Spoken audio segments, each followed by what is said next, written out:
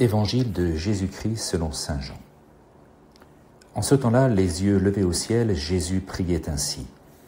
Père saint, je ne prie pas seulement pour ceux qui sont là, mais encore pour ceux qui, grâce à leur parole, croiront en moi.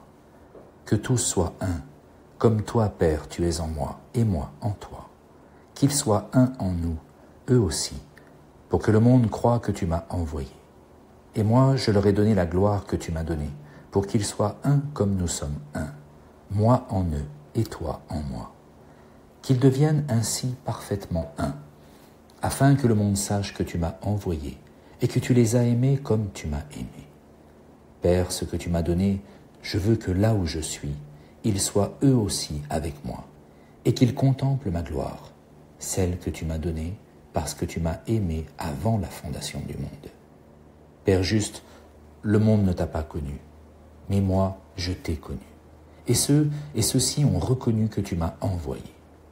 Je leur ai fait connaître ton nom et je le ferai connaître, pour que l'amour dont tu m'as aimé soit en eux et que moi aussi je sois en eux.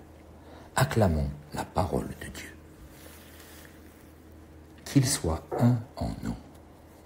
Le passage qui nous est offert aujourd'hui est tiré de l'Évangile de saint Jean, que l'on appelle la prière sacerdotale de Jésus pendant la dernière scène. Jésus prie pour ses disciples et pour tous ceux qui croiront en lui. Jésus a prié pour moi, pour toi, pour nous, afin que nous soyons un avec lui, comme il est un avec son Père. Le paradis, le royaume de Dieu, c'est de faire un avec le Seigneur. C'est d'être unis à Dieu, de faire communion avec Dieu. Bref, de vivre de la vie de Dieu. Saint Augustin écrivait « Dieu s'est fait homme pour que l'homme soit fait Dieu ». Voilà la destinée de l'homme, frères et sœurs. Participer à la vie trinitaire dans l'unité et dans l'amour. Qu'il soit un en nous. Jésus a souffert sa passion, est mort et ressuscité pour que les hommes soient sauvés, pour qu'ils soient en communion avec lui et participent à la vie de Dieu.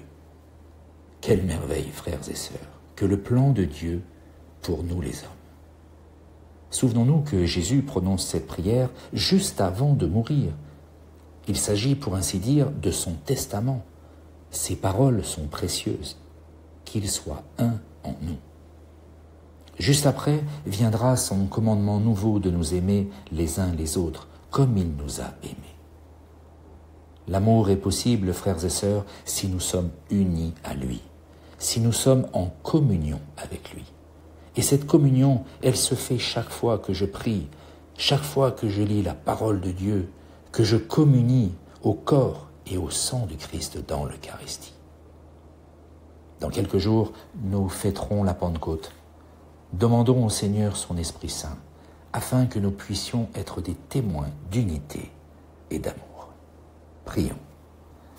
Seigneur, avant de mourir, tu nous as confiés à ton Père, afin que nous soyons toujours unis à toi et que nous devenions et que nous demeurions dans ton amour.